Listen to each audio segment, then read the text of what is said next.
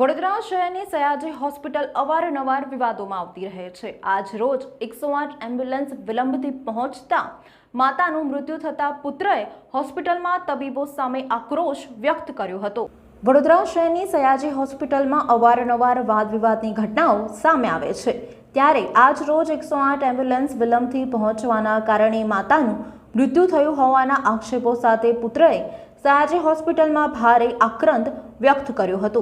શહેરના ભૂતળી ઝાપા વિસ્તારમાં આવેલ રામદેવ પીરની ચાલી ખાતે રહેતા અંદાજે 65 વર્ષથી લક્ષ્મીબેન દેવજીભાઈ ખુમાણને અચાનક છાતીમાં દુખાવો પડતા 108 એમ્બ્યુલન્સનો સંપર્ક સાધ્યો હતો। જો કે સમયસર એમ્બ્યુલન્સ ન પહોંચતા તેઓ રિક્ષામાં માતાને લઈ સારવાર અર્થે સયાજી હોસ્પિટલ જવા નીકળ્યા હતા। જો કે સયાજી હોસ્પિટલ પહોંચતા તબીબે તેમને મૃત જાહેર કર્યા હતા।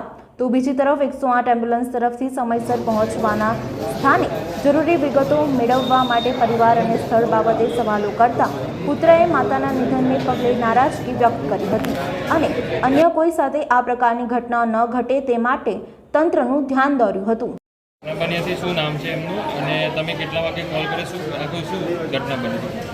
મારા મમ્મી છે અને કારેલીબાગ રહું છું, શ્રીનાથ પેટ્રોલ પંપ રામદેવપીરની ચાલી પાસે, અને મારા મમ્મીની તબિયત એકદમ અચાનક ખરાબ થઈ ગઈ અને અમે ઘેરે જ હતા બંને ભાઈ, અને એકદમ જ અટક આવી ગયો, મોંમાંથી ફીમ નીકળવા માંડ્યા, સુસવાટી નીકળવા માંડી, અને અમે 108ને ફોન કર્યો મેં 9 વાગે, તો 108વાળા મને 70 જાતના સવાલો કરે છે કે શું થયું છે, શું નહીં, કેવી રીતે બનાવ બન્યો છે, શું થયું છે, શું તકલીફ છે। તો માણસ જ્યારે આ તકલીફ વધી જાય ત્યારે જ આવે છે અહીંયા એમ્બ્યુલન્સવાળા, એટલે પછી મેં 50 ફોન કર્યા એમ્બ્યુલન્સને તો બી સરખો જવાબ આપતા નથી। આજે તો મારી મમ્મીને આવો બનાવ બની ગયો છે, અને ત્યાં પછી બી મેં મારી મમ્મીને ઉચકીને બહાર રોડ પર લાવ્યા અમે, અને મારી ઓટો રિક્ષામાં હું લઈને અહીંયા આવ્યો સયાજી હોસ્પિટલ। કોલ કર્યો પછી કેટલો ટાઈમ લાગ્યો છે?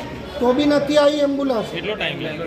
લગભગ 10-15 મિનિટ થઈ ગઈ હતી, તો બી નથી આવી એમ્બ્યુલન્સ। પછી અમે ત્યાંથી ઉચકીને રિક્ષામાં મેકીને હું ઘેરે અહીંયા હોસ્પિટલથી ઘેરેથી અહીંયા હોસ્પિટલ લઈને આવ્યા, તો મારી મમ્મીને સલાટવાળા પાસે મચ્છીપીઠ પાસે અવાજ નીકળતો હતો, તો મને ખ્યાલ આવી ગયો કે કમ્પ્લેટ છે, પણ અહીંયા આવ્યા ને પછી ડૉક્ટરે કહી દીધું કે કંઈ રહ્યું નથી, એટલે ત્યાં સુધી એમ્બ્યુલન્સ પહોંચી નથી, અને એમ્બ્યુલન્સવાળા આવી સુવિધા આપે છે।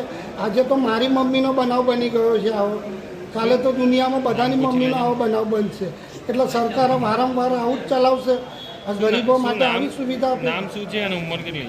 લક્ષ્મીબેન નામ છે અને 70 વર્ષની ઉંમર છે।